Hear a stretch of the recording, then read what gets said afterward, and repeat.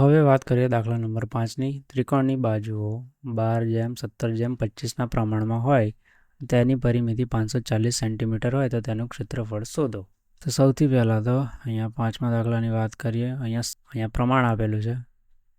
પ્રમાણ છે 12, 17 અને 25. પરિમિતિ આપેલી છે 540. તો હવે આપણે કઈ રીતે કરીશું? તો સૌથી પહેલાં તો આપણે આને ઉકેલીશું. આપણે આ 3 3નો સરવાળો કરીશું. જેમ કે 12x + 17x + 25x બરાબર 540.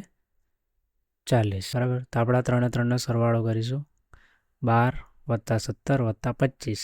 તો 17 ને 25 થાય 42 અને 12 54. એટલે કે 54x બરાબર 540. તો x બરાબર 540 ને એના છેદમાં 54.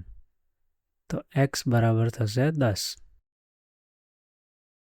આપણે અહીંયા જે સરવાળો લીધો હતો, આ 3 3ને ધાર્યા હતા 12x, 17x અને 25x. તો x બરાબર 10. એટલે કે હવે આપણે એક બાજુનું માપ જોઈ લઈએ. તો પહેલી બાજુનું માપ ગણીએ 12x. તો 12 × 10 બરાબર થશે 120 સેન્ટીમીટર. બીજી બાજુની વાત કરીએ તો 17x. તો 17 × 10 તો થશે 170 સેન્ટીમીટર.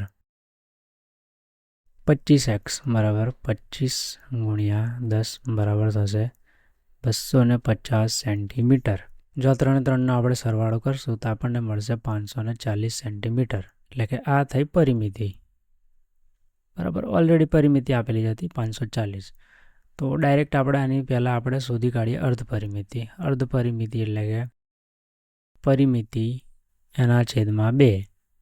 તો પરિમિતિ આપણી પાસે છે 540 ને એના છેદમાં 2. તો s બરાબર આપણને મળશે 270. તો આપણને તમામ બાજુ મળી ગઈ. A, B અને C. આપણને તમામ બાજુઓ મળી ગઈ. આપણને અર્ધ પરિમિતિ મળી ગઈ. તો હવે આપણે ડાયરેક્ટ શોધવાનું છે ત્રિકોણનું ક્ષેત્રફળ. અહીંયા હું સ્ટાર્ટ કરીશ ત્રિકોણનું ક્ષેત્રફળ. તો ત્રિકોણનું ક્ષેત્રફળ બરાબર અહીંયા હું હેરોનનું સૂત્ર લખી દઈશ. S - A, S - B ને S - C. આ ત્રણેયને આપણે મૂકીશું વર્ગમૂળમાં. તો E = S. S આપણી પાસે છે 270. કૌંસમાં 270 - A. એનું માપ આપણે શોધ્યું છે 120. પછી આમાંથી આપણે બાદ કરીશું 170. પછી 270માંથી અહીંયા બાદ કરીશું 250. તો આ બધી વસ્તુઓ આપણે લેશું વર્ગમૂળમાં. E = સૌથી પહેલાં હું વર્ગમૂળ પાડી દઉં છું.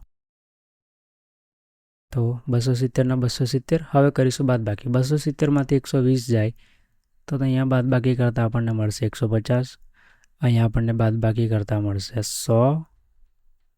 અહીંયા આપણને બાદબાકી કરતાં મળશે 20.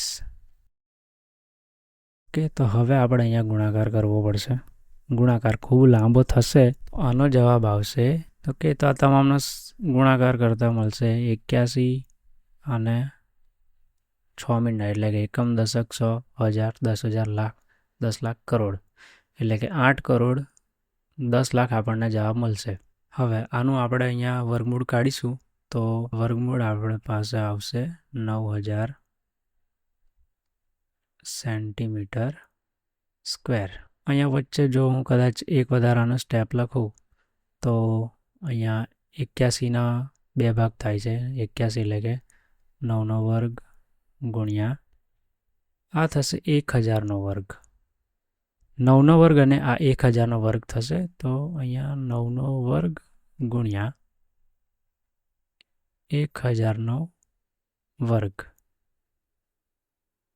તો અહીંયા વર્ગ અને વર્ગમૂળ 2 ઉડી જશે. અહીંયા આપણી પાસે રહેશે 9000 ગુણ્યા 1000. એ એમ કરતાં આપણને જવાબ મળશે 9000. 1000. તો અહીંયા મેં ડાયરેક્ટ જવાબ લખ્યો હતો, પરંતુ જો કોઈને ખબર ના પડે તો એના માટે આ એક્સ્ટ્રા સ્ટેપ લખ્યા છે.